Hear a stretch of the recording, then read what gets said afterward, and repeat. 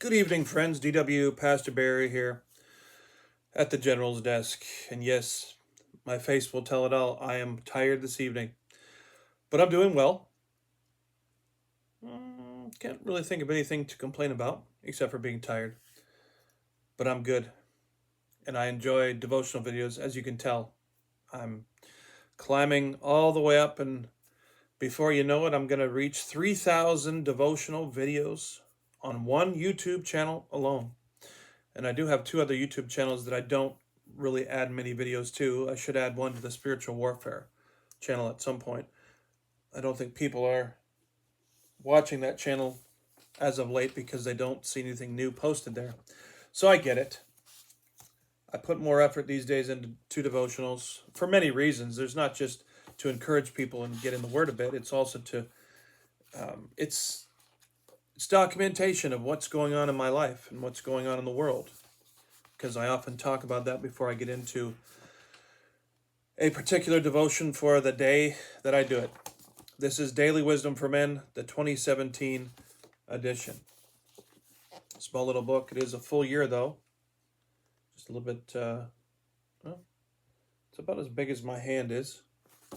These are small books, but there are several of them, and they go all the way up to 2026, if you can believe it. I don't have them all yet, and I won't get the 2026 one until next year when it's cheaper. I'm not going to buy it brand new when it's probably $10 more than I have to pay for it later on. We're on January the 8th here this evening. This one's called Seeking God Early, something we must all do. Seek God at a young age. Seek God in the early hours of the morning. Sometimes he'll wake you up in the middle of the night to pray, and then he'll put you back to sleep. Something I need to practice more of. Psalm 63 and verse 1 in the King James says, O God, thou art my God. Early will I seek thee. My soul thirsteth for thee in a dry and thirsty land where no water is. I thought tonight, for foundation, I would read that entire psalm. It's 63, it's not very long. Let's get into verse 1 right now. It says, a psalm of David when he was in the wilderness of Judah. O God, you are my God. Early will I seek you. My soul thirsts for you. My flesh faints for you in a dry and thirsty land with no water. I have seen you in the sanctuary to see your power and your glory. Because your loving kindness is better than life, my lips will praise you. Thus will I bless you while I live. I will lift up my hands in your name. My soul will be satisfied as with marrow and fatness, and my mouth will praise you with joyful lips. When I remember you on my bed and meditate on you in the night watches, because you have been my help, therefore in the shadow of your wings I will rejoice. My soul clings hard to you. Your right hand upholds me, but those who seek my soul to destroy it will go on into the lower parts of the earth. They will fall by the sword, and they will be a portion for jackals. But the king will rejoice in God. Everyone who swears by him will glory, because the mouth of liars will be stopped. And I do love it when God silences the mouths of the liars. Too many people are lying.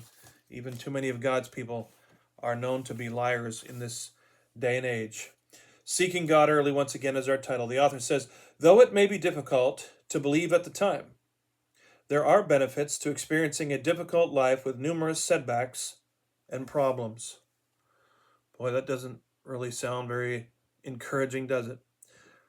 For one thing, it forces you to draw close to God because you're painfully aware that you're unable to resolve your problems yourself. So you cry out to him to help you. Well, at least that's what you're supposed to be doing. That is, in fact, one of the main reasons God allows you to experience difficulties. Did you hear that? God will allow you to experience troublesome tests, trials, and times to get your attention, to rely on him. As you grow older, there's a God-designed tendency for you to gain a more spiritual focus on matters. Jesus said it all along. Seek ye first the kingdom of God and his righteousness, and all these things shall be added unto you. Matthew 6:33. However, when you're young and full of energy and plans, you often push ahead under your own steam. But a lifetime of difficulties has a way of loosening your grip on material things. Many men make little time for prayer, apart from shooting off a quick cry to God in the morning or during emergencies. And that is true. There are people that just go to God when they're in trouble, and that's it, right? But you don't need to wait till you're old to get a deeper perspective. You can pray even in your youth. Teach us to realize the brevity of life so that we may grow in wisdom. Psalm 90, verse 12. That's the New Living Translation. This world is like a dry and thirsty land without water. The sooner you realize that the things of the earth don't truly satisfy, the sooner you'll focus on God. That's a lesson I myself had to personally learn, that the things of this world just aren't worth pursuing because they're vanity. They're just temporary, as King Solomon says in Ecclesiastes, the king who did pretty much everything there was to do, and he said it's all vanity. But he did talk about the things that were blessings from God. You should go check out Ecclesiastes if you've never done that. But I want to thank you for tuning in with me here. This is the Daily Wisdom for Men Devotional from 2017, and please share the videos around, and I'll see you in the next one.